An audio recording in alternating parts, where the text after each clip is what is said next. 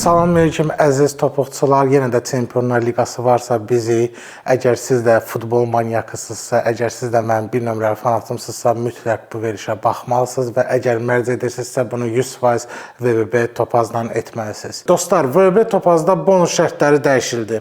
Əvvəllər həftəlik minimum 1000 AZN dövrəyə edənlər qazana bilirdi, amma artıq sizlərin rahatlığı üçün limit şərti aradan qalxdı.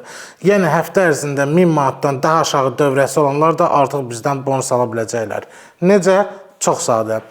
Sadəcə həftə ərzində voucher aldıqda 244 751 kodunu seçirsiniz, sonra VVB-Pay seçirsiniz və ikinci günlər 010 100 12 34 yazaraq müraciət etməyi unutmayın. Bonusunuz hesablanıb 24 saat ərzində ödənəcək. Daha ətraflı 724 nömrəyə yazaraq məlumat ala bilərsiniz.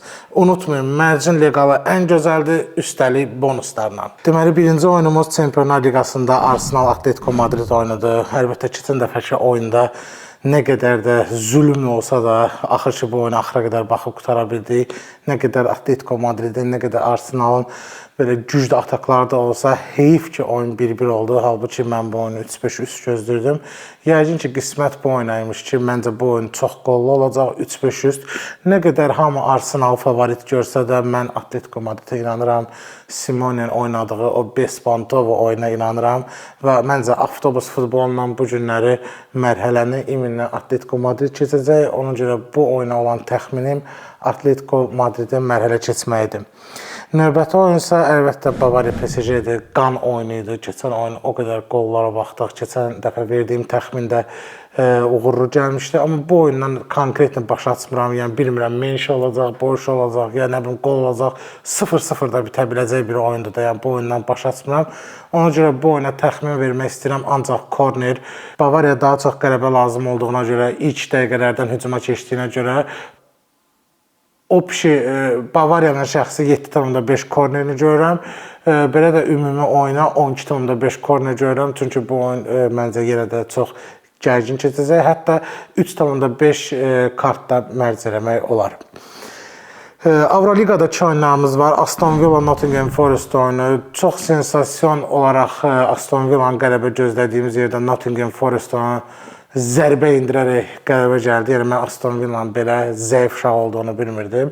Amma Nottingham Forest dünən liqada da oyunu Chelsea ilə oyunda qələbə qazandığına görə, yəni Nottingham Forest prime açıb başa düşmək olmur. Bir də gördünüz, yəni bu oyunda keçdi. Amma sadəcə Aston Villa'nın yeganə şansıdır ki, bu Çempionlar Liqasına getsin. Çünki artıq Liverpool da büdürüb, Chelsea də büdürüb. Yəni любой moment altdan yuxarı kimsə gəlib düşürdə bilər səni Avroliqaya təzədən. Ona görə mən yenə də bu günlər Aston Villa'nın Emery'nin komandasına qələbə təxmin eləmək istəyirəm. İnanıram, hətta mərhələ keçəcəyini də inanıram. Uğurlar Aston Villa. Növbəti oyunumuz isə Freiburg Braqadır. Bəli, gözlədiyim kimi yenə də bu oyun hər iki komandanın qolu ilə nəticələndi və bu oyunda da Freiburg evdə möhtəşəm oyun göstərdiyinə görə 2,5 üst təxmin edirəm. Hətta Freiburg'un şəxsi 1,5 üst mərcində eləmək olar. Freiburg'a çox inanıram. Braqa nə qədər də güclü komanda olsa da Freiburg'un finalda gözləyirəm. Çünki Freiburg final oynamağa layiqdir. Avroliqada o qədər maraqlı, o qədər güclü gəliblər ki, yəni final oynamasa mən Liçni Freiburg'un trenerinə görə inciyərəm. Amma belə risksiz olaraq Freiburg Braqa oyuna 2,5 üst təxminini eləyirəm. Və 2 oyunumuz var Konferans Liqasında. Crystal Palace Şaxtyor oyunudur.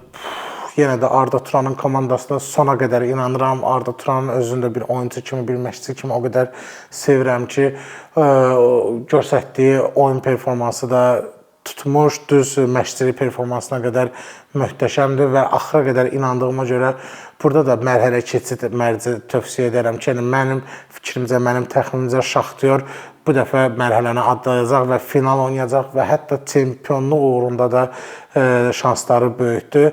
Ona görə bu oyuna da sırf Şaxtyorun mərhələ keçəcək təxminini edirəm. Və Strasbourg Rayo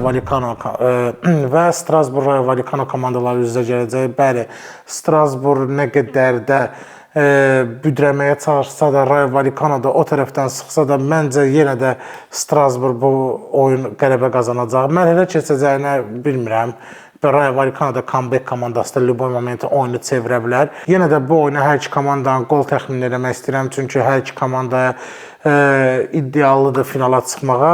Hər iki komanda qol vuran komandadır, iddialıdır finala çıxmağa. Yenə də Strasburun biraz faizi mənə görə çoxdur, amma yenə də son olaraq məncim hər iki komandanın qoludur.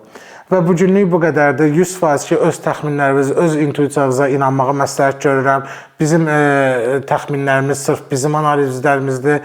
Ancaq özünüzə, öz intuisiyavıza inanın ki, sabahları heç kimi günahlandırmayın və əgər mərc edirsinizsə bunu 100% və topazda edin. Gələn görüşlərə qədər.